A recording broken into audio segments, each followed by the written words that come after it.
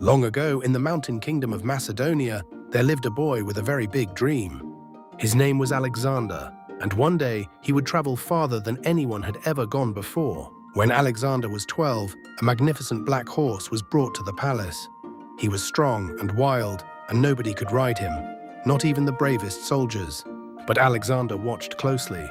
The horse wasn't mean. He was afraid of his own shadow. So Alexander gently turned him toward the sun, whispered softly, and climbed on. The wild horse became his best friend. He named him Bucephalus. Alexander loved to learn too. His teacher was Aristotle, one of the wisest men who ever lived.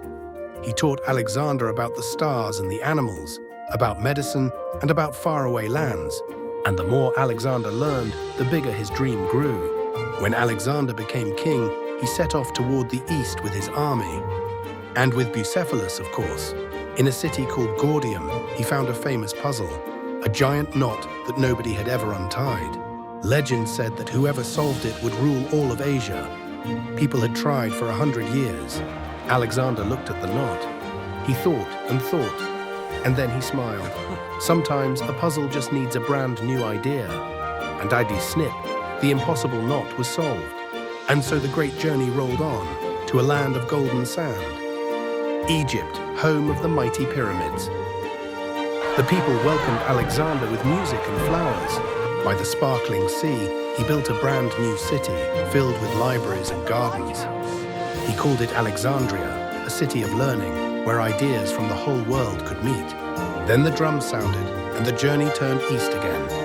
On and on they rode, across rivers and mountains and seas of sand, until they reached the golden cities of Persia, the greatest empire in the world. And now, young Alexander became its king.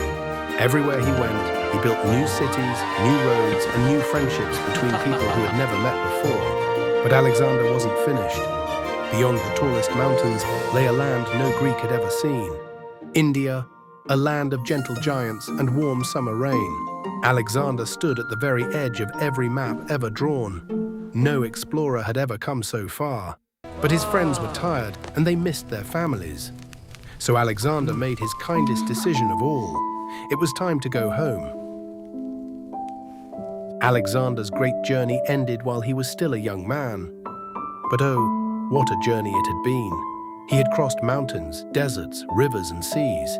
And along the way, he founded more than 70 cities, many of them named Alexandria. And that is why, even today, we remember the curious boy who tamed a wild horse, solved an impossible puzzle, and followed his dream all the way to the edge of the world. Because the greatest adventures always begin with a very big dream.